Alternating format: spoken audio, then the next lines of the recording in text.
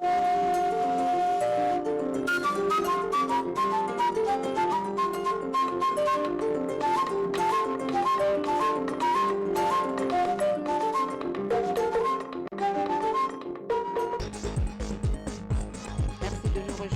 cette édition, près de 4 milliards de francs guinéens seront investis par le TRIAS pour accroître la productivité du secteur agricole.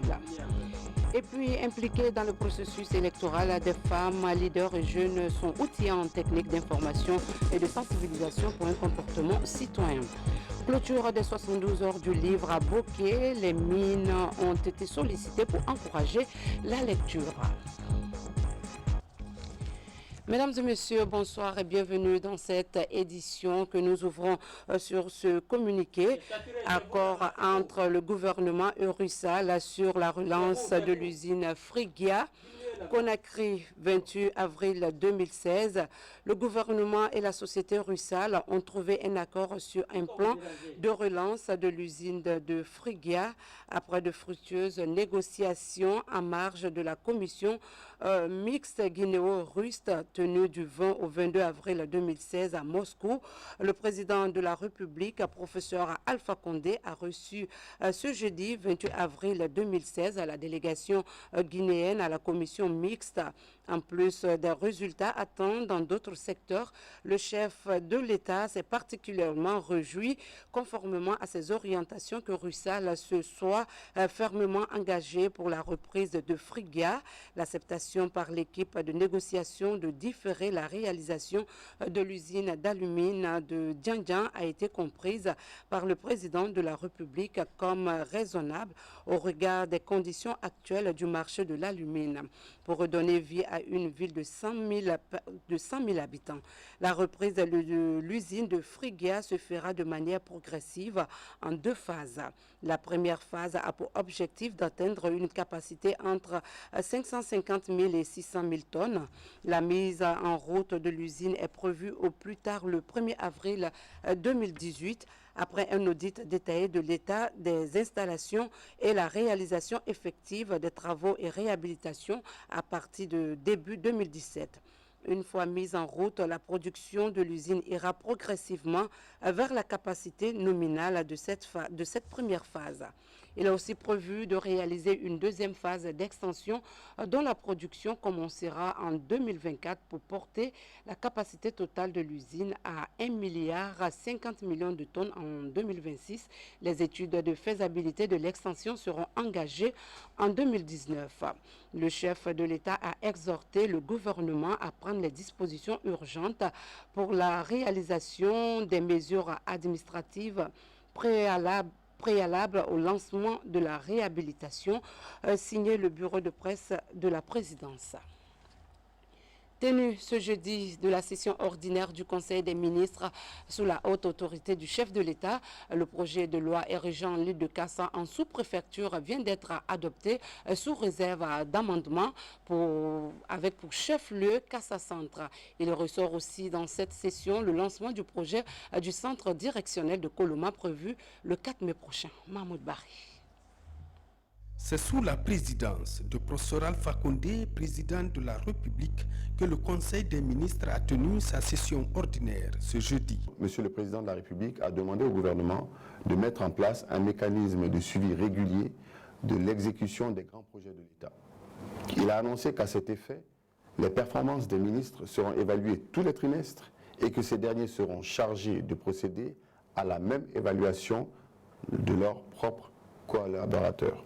Monsieur le Président de la République a insisté sur sa volonté de voir adopter un plan cohérent de déploiement effectif des services publics et des fonctionnaires à l'intérieur du pays. Le chef de l'État, qui a constaté que trop de localités se trouvent démunies en personnel de l'administration publique, a précisé que cette opération doit viser notamment les départements de la santé, de l'éducation, des douanes et de la sécurité.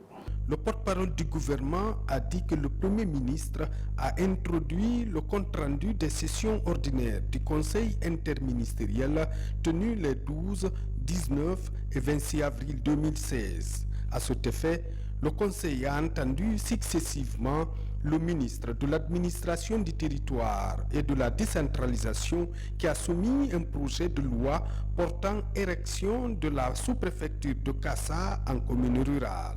Le ministre de la Culture, des Sports et du Patrimoine historique a soumis un projet de loi portant protection, conservation et mise en valeur du patrimoine culturel et naturel de la République de Guinée. Le ministre de l'Unité nationale et de la citoyenneté a soumis 2 projets de texte.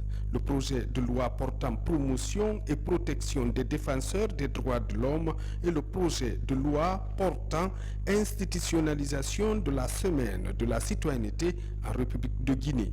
S'agissant du projet de loi portant promotion et protection des défenseurs des droits de l'homme, le ministre a souligné l'amélioration du niveau de protection des droits de l'homme aujourd'hui en Guinée par rapport à la situation antérieure. Il a indiqué que le projet de loi s'inspire des conventions internationales et de la Constitution guinéenne et qu'il permet de consacrer la volonté politique de protéger les droits de l'homme tout en franchissant une étape supplémentaire dans leur promotion. Au terme des débats, le Conseil a demandé une consultation à l'Institut national des droits de l'homme pour avis avant son examen en 2e lecture. Le ministre de la Santé a fait une communication relative à la situation des ressources humaines dans le secteur de la santé.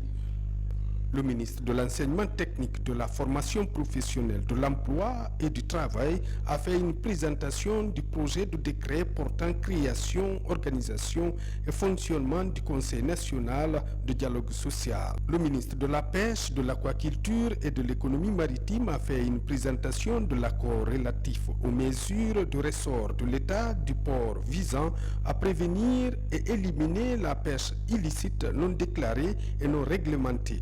À l'issue des débats sur les différentes questions soulevées, le Conseil a décidé ce qui suit. 1.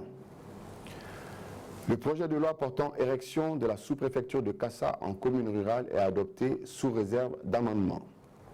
2.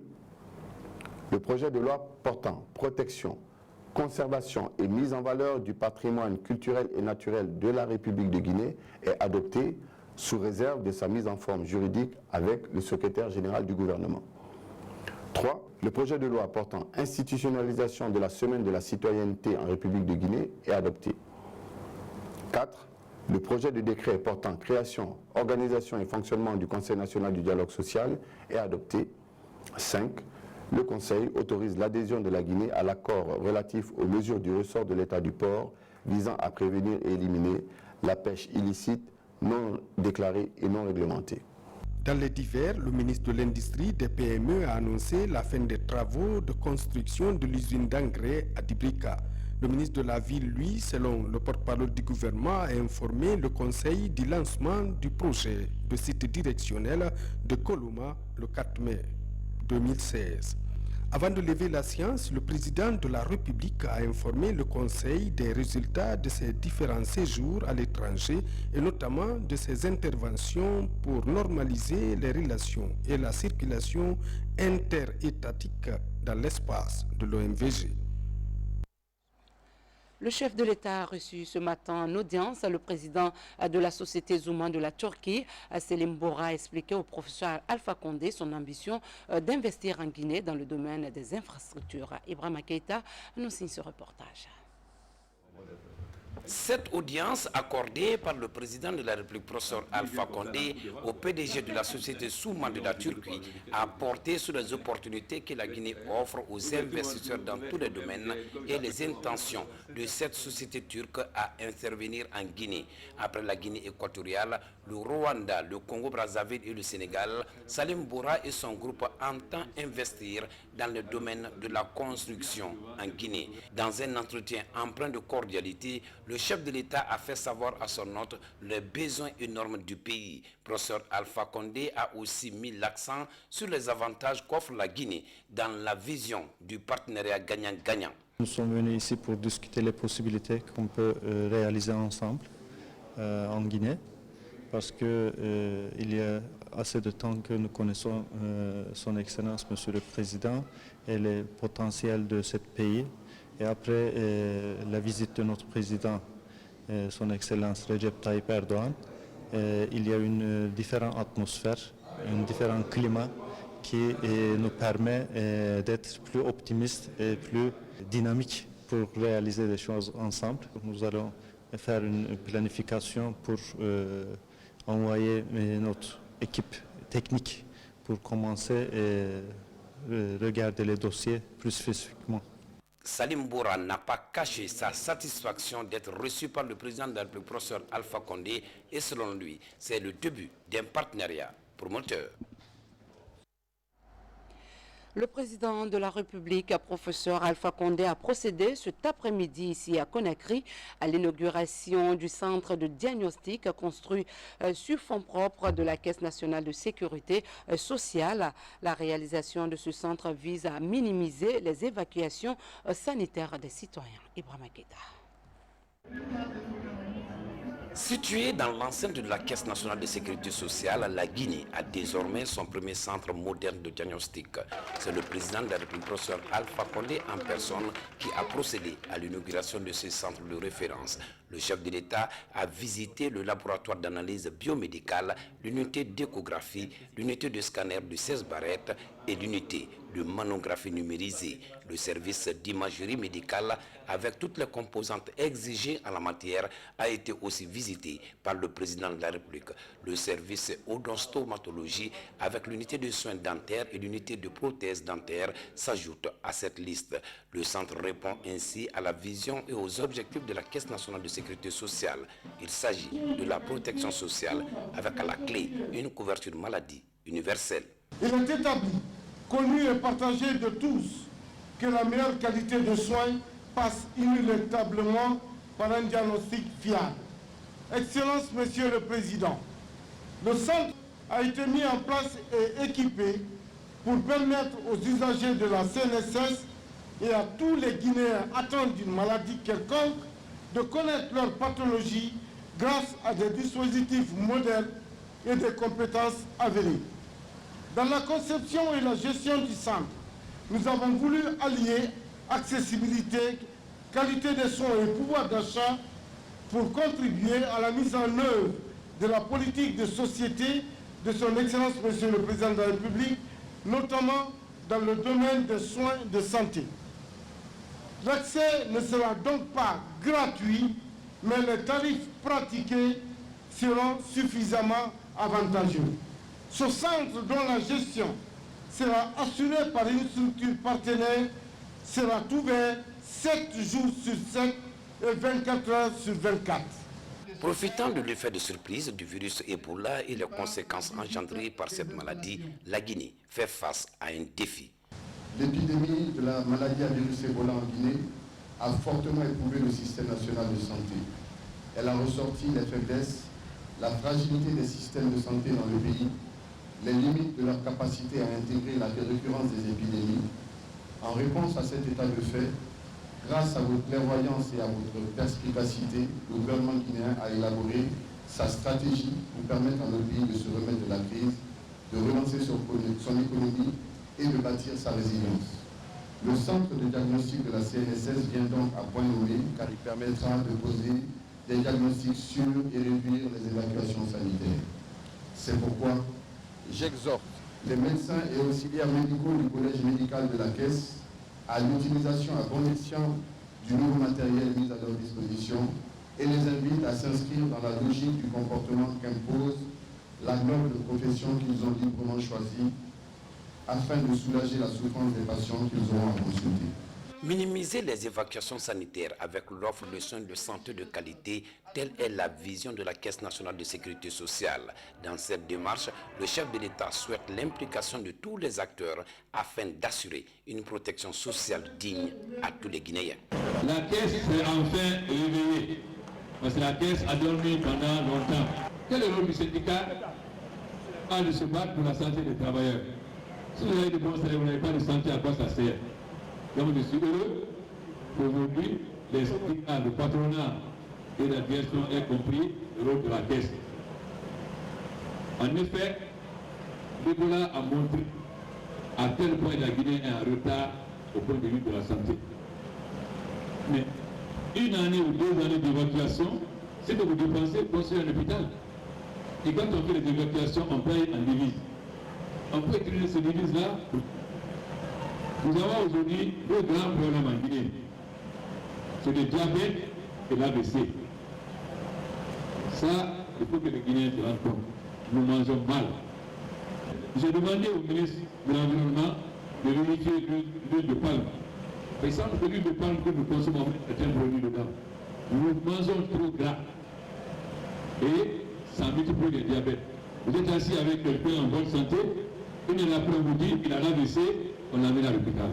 C'est pourquoi il est extrêmement important que la caisse s'engage dans cette, pas seulement un centre de diagnostic, mais un centre de santé performant qui permet de ne plus évacuer les gens, mais de construire des soins ici. Incontestablement, la Guinée est en marche pour relever le défi sanitaire. Cette action de la Caisse nationale de sécurité sociale en est une illustration. Juste après cette inauguration, professeur Alpha Condé a fait une visite surprise dans le quartier Koronti où il a été gratifié d'un bain de foule spontané. On retrouve une fois de plus Ibrahima Keïta. C'est une visite surprise que le président de la République, professeur Alpha Condé, a effectuée ce mercredi dans le quartier Koronti, commune de Kaloum. Le chef de l'État et sa suite sont venus évaluer les actions de déguerpissement dans ce quartier. Le président de la République, professeur Alpha Condé, a été aussi informé du projet d'aménagement des lieux déguerpis. L'objectif est de faire de Conakry la perle de l'Afrique de l'Ouest, son visage d'antan. Professeur Alpha Condé, comme à son habitude, a fait quelques mètres à pied, histoire de partager un moment avec la population.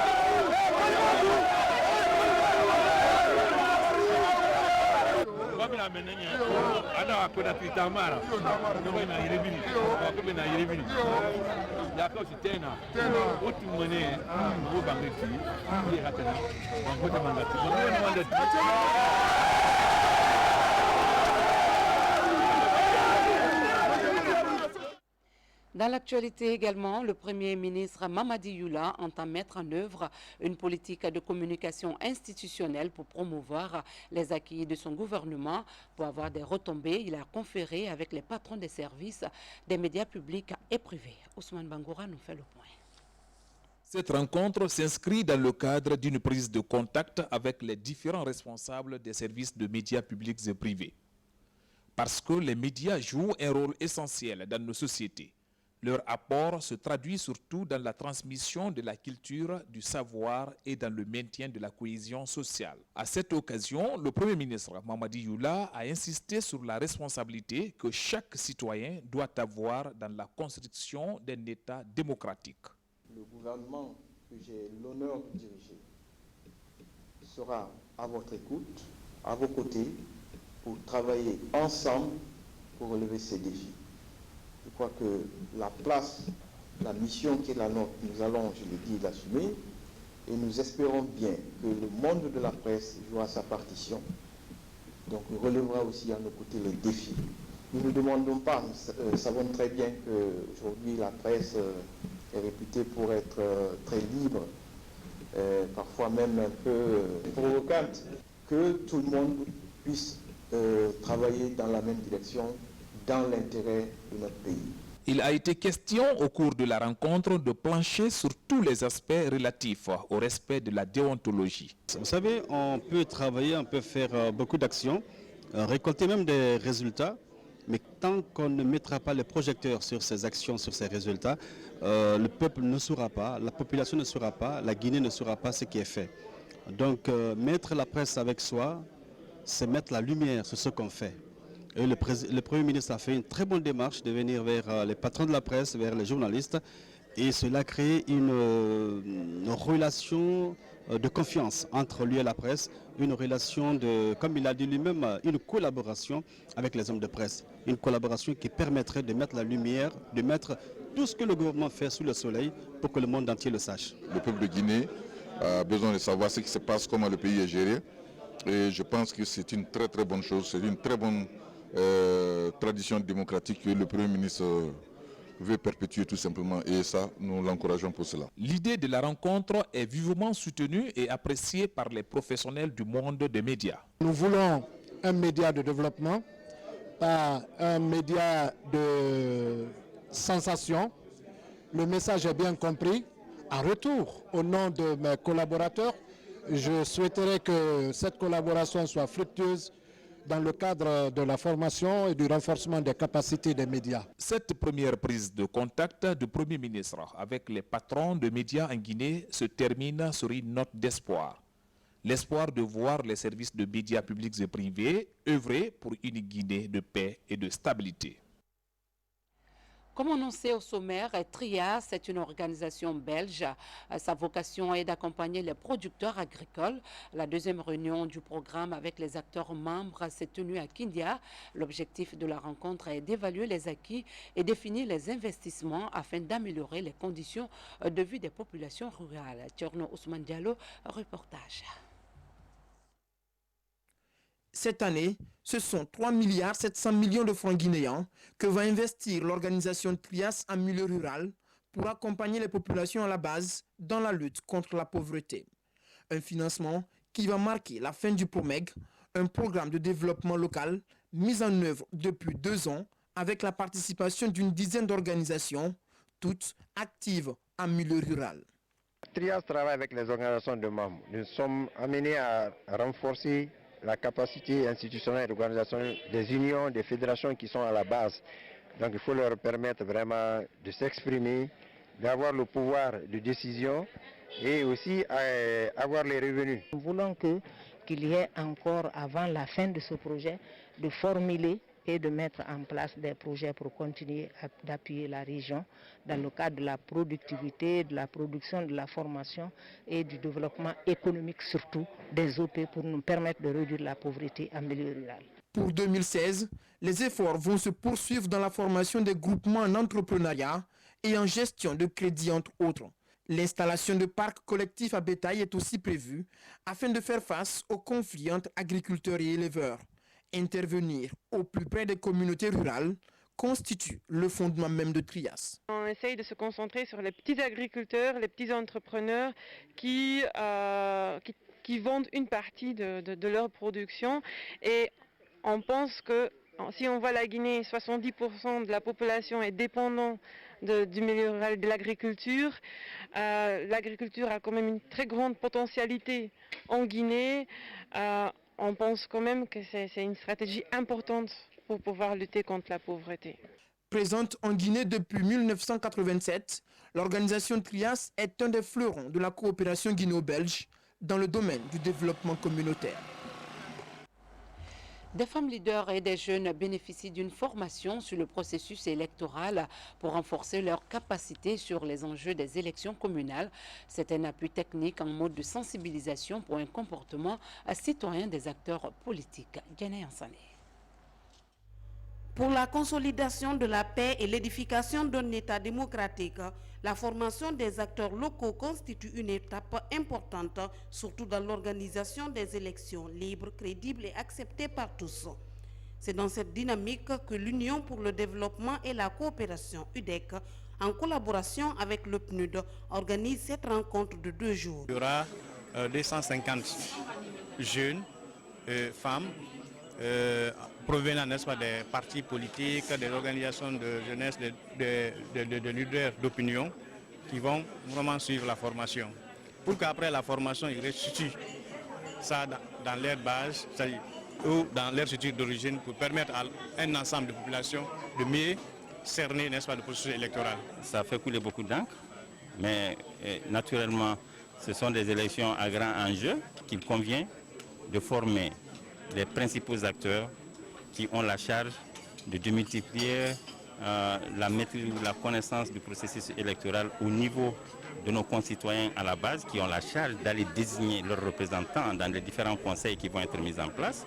Durant ces journées de réflexion, les bénéficiaires seront outillés sur le rôle et la responsabilité des acteurs de la société civile pendant les élections. Je suis très fier de ce ONG parce qu'ils ont eu le courage d'organiser ça, c'est une très bonne chose. Je pense bien le thème est important parce que c'est le moment, l'organisation des élections communales. Les élections communales sont plus dangereuses que les élections présidentielles. Après la formation, nous pourrons restituer au niveau des communes avec les jeunes. Cette formation sur le processus électoral se tient à quelques mois des élections communales et communautaires dans notre pays. Les participants pourront jouer un rôle important dans l'apaisement du climat politique avant, pendant et après le scrutin. Les mutilations génitales féminines, une violation des droits des filles et femmes, une inquiétude qui fait l'objet d'une rencontre ministérielle dans la capitale sénégalaise. Les autorités de l'espace CEDEAO et de la Mauritanie sont à pied d'œuvre pour faire respecter la résolution onusienne interdisant cette pratique existant depuis des centaines d'années. Mohamed De Camara est notre envoyé spécial. La volonté des autorités de l'espace CEDEAO à éradiquer les mutilations génitales féminines semble être loin un pari gagné. Les 15 pays de la sous-région plus la Mauritanie continuent cette pratique traditionnelle qui affecte la santé des femmes dans nos sociétés. Ici, dans la capitale sénégalaise, les autorités de la sous-région plaident pour l'application de la résolution 6950 interdisant les MGF dans la région. C'est une consultation sous-régionale par rapport à la résolution onusienne concernant la répression des mutilations génitales féminines, c'est-à-dire toutes les pratiques qui affectent la santé de la femme et celle de l'enfant. La Guinée, depuis 1984, a condamné et réprimé les mutilations génitales féminines par les lois nationales et toutes les étapes de la lutte contre les violences, notamment les mutilations génitales féminines, que ce soit la sensibilisation, que ce soit les mouvements de dépôt de couteaux, que ce soit la prise des lois, que ce soit l'élaboration des plans d'action. La Guinée est à la base de toutes ces stratégies en Afrique. La Guinée, fortement représentée à cette rencontre, est plus que déterminée aujourd'hui à abandonner la tête du peloton qu'elle occupe avec plus de 96% des femmes excisées. J'ai porté donc avec mes deux autres collègues la parole de la Guinée, du gouvernement guinéen, à cette conférence sous-régionale qui est assez importante. Il s'agit de montrer un peu la législation guinéenne par rapport à ce fléau et en ce qui me concerne en ma qualité de ministre de la Justice, d'indiquer également les textes en vigueur actuellement dans notre pays, notamment l'article 305 du Code pénal qui punit et ces pratiques du MGF. Les organisateurs de cette rencontre de Dakar souhaitent plus d'engagement politique des gouvernements de la sous-région dans la lutte contre les MGF, comme le stipule l'article 4 de la résolution 6950 des Nations Unies. Mieux vaut prévenir que guérir. L'après-Ebola a fait prendre des dispositions au gouvernement guinéen. Des experts des Nations Unies pour l'administration et l'agriculture sont en conclave avec des experts guinéens chargés des questions de santé et d'élevage pour identifier tous les risques sanitaires en Guinée. Le projet va permettre de former des vétérinaires en analyse et surveillance des risques. Baba Kouyaté. La prévention des menaces de pandémie émergentes en débat à Conakry, une initiative du gouvernement guinéen, de la FAO et de l'USAID. L'objectif est de formuler un programme de travail sur les maladies épidémiques qui menacent la santé animale et humaine. Selon les études de la FAO, 75% des maladies sont d'origine animale. Les statistiques alertent les acteurs de la santé et de l'élevage du continent. Ce programme est essentiellement pour objectif de doter les services vétérinaires de Guinée de capacités pour améliorer la surveillance, notamment à l'interface homme-animal. Le programme Menaces pandémiques émergentes EPT2 consiste à faire des études à travers un échantillonnage dans les régions cibles. Il va être expérimenté durant 3 ans en Guinée et prend en compte le renforcement des capacités des vétérinaires du pays en termes de diagnostic, analyse et surtout de surveillance des risques sanitaires qui planent sur la Guinée. Il y a 3 dimensions importantes dans le projet. Il y a la prévention, c'est vrai, mais il y a aussi la surveillance, c'est-à-dire le renforcement de nos capacités à surveiller l'évolution des maladies chez nous, des maladies qui partent notamment des animaux. Mais au-delà de ces deux aspects, il y a un troisième aspect, c'est la riposte. La rencontre de Conakry a duré 2 jours et a mobilisé des spécialistes des questions sanitaires et animales guinéens et experts de la FAO. Il se fixe pour défi la mise en place des mécanismes devant permettre de définir les préoccupations en matière de détection des risques. À la page religion, dans la préfecture de l'Abbé, les fils résidents et ressortissants se sont retrouvés pour la ziara qui met en lumière la vie et les œuvres de Karamoko Alpha Molabé, grand érudit du Fouta théocratique, un moment religieux consacré essentiellement à son parcours et combats qui ont propagé l'islam. Ablaye Diallo. Tout est parti de ce village, les Bilel. C'est ici que Mamadou Silou Diallo, sacré Karamoko Alpha Molabé, a fait son départ en fondant le premier foyer coranique qui aujourd'hui présente une autre architecture. À l'occasion de la 4e édition de la Ziara qui porte son nom, les organisateurs veulent retracer l'histoire de l'homme qui a marqué le Fouta théocratique.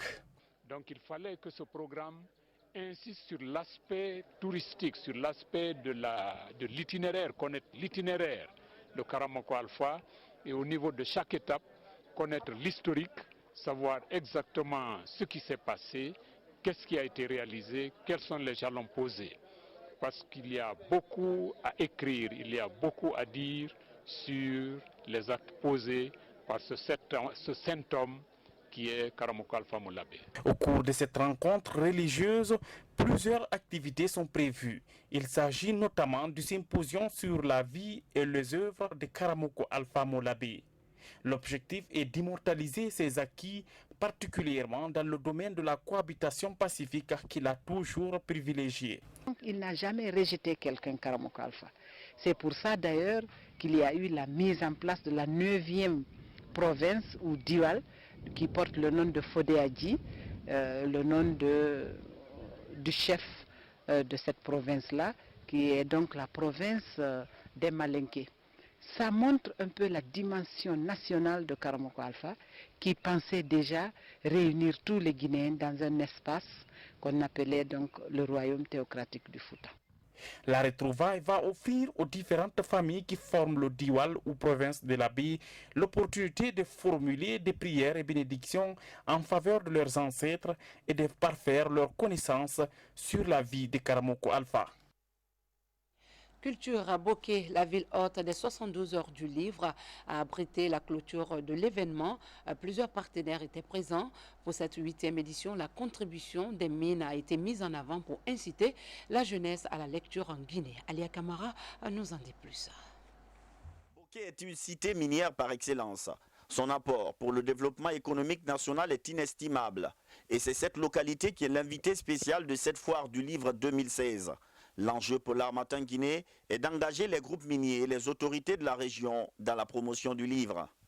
Il faut vraiment des investissements qui nous permettent de garder ces trésors que nous avons là et mieux de provoquer une sorte d'attraction.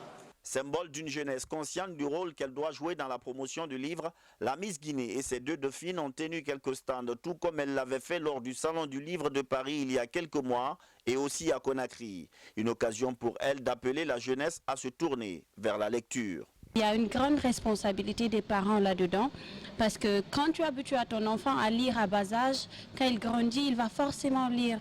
Mais nous remarquons que nos parents, au lieu que parfois de nous acheter de petits livres par-ci par-là, ils nous achètent de gros téléphones, des ordinateurs, des PS. Cette édition des 72 heures du livre pose très clairement la problématique liant la lecture à l'exploitation minière et celle-ci au développement communautaire et national. Une formule séduisante qui retient l'attention des partenaires. Et nous voyons cette opportunité et les liens de les livres avec les mines, avec le développement.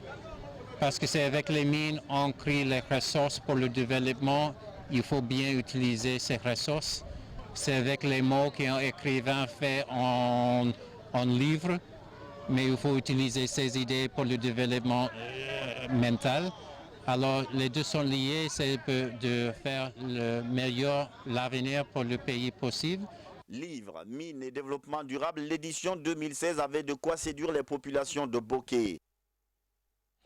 Après 3 albums à succès, l'artiste guinéen Petit Kandia sort un 4e opus, notamment composé de 14 titres demain vendredi. Dans cet album, il rend hommage à l'icône de la musique guinéenne, Feu Sori Kandia Kouyaté, son homonyme, Safiatou Kouyaté.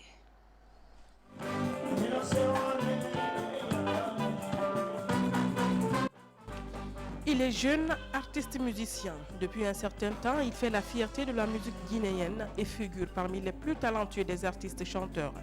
Issu d'une famille de griots, né et grandi à Conakry, Sori Kandia Kouyaté, Petit Kandia de son nom d'artiste, est auteur de 4 albums. Touba en 2006, Talibé, Ça fait mal et maintenant Thomas. Un album qui dédie à son feu homonyme le célèbre Sori Kandia Kouyaté.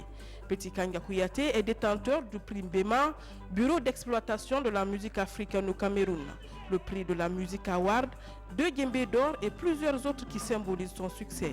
Mais avant cette ascension fulgurante, comment il a embrassé ce métier? J'ai commencé à l'âge de 10 ans. C'était lors d'une cérémonie. Mon cousin m'a appelé, il m'a demandé est-ce que tu peux chanter aujourd'hui parce que ce jour-là, c'était un peu saturé. Il y avait un peu partout, donc il m'a demandé est-ce que tu pourras chanter. J'ai dit allons, je vais essayer. Du coup je suis allé, j'ai pris le micro, j'ai chanté, les gens m'ont apprécié. Ils m'ont donné ce jour-là 10 000 francs.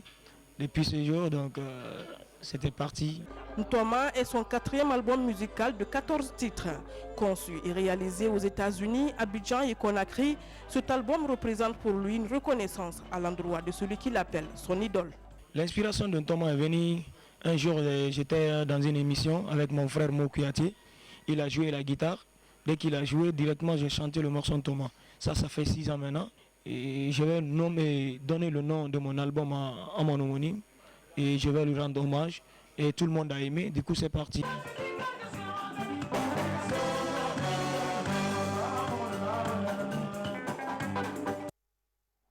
Voilà, c'était un reportage de Safiatou Kondé. Avant de fermer cette édition, nous revenons sur cet accord entre le gouvernement et Rusal sur la relance de l'usine Frigia. Le gouvernement et la société Rusal ont trouvé un accord sur un plan de relance de l'usine de Frigia après de fructueuses négociations en marge de la commission mixte guinéo-russe tenue du 20 au 22 avril 2016 à Moscou. Le président de la République, le professeur Alpha Condé, a reçu ce jeudi 28 avril 2016 la délégation guinéenne à la commission mixte. En plus des résultats atteints dans d'autres secteurs, le président de la République s'est particulièrement réjoui, conformément à ses orientations, que Rusal se soit fermement engagé pour la reprise de Frigia. L'acceptation par l'équipe de négociation de différer la réalisation de l'usine d'alumine du Djandjan a été comprise par le président de la République comme raisonnable au regard des conditions actuelles du marché de l'alumine pour redonner vie à une ville de 100 000 habitants. La reprise de l'usine de Frigia se fera de manière progressive en 2 phases. La première phase a pour objectif d'atteindre une capacité entre 550 000 et 600 000 tonnes. La mise en route de l'usine est prévue au plus tard le 1er avril 2018, après un audit détaillé de l'état des installations et la réalisation effective des travaux de réhabilitation à partir de début 2017. Une fois mise en route, la production de l'usine ira progressivement vers la capacité nominale de cette première phase. Il est aussi prévu de réaliser une deuxième phase d'extension dont la production commencera en 2024 pour porter la capacité totale de l'usine à 1 050 000 tonnes en 2026. Les études de faisabilité de l'extension seront engagées en 2019. Le chef de l'État a exhorté le gouvernement à prendre les dispositions urgentes pour la réalisation des mesures administratives préalables au lancement de la réhabilitation. Le bureau de presse de la présidence.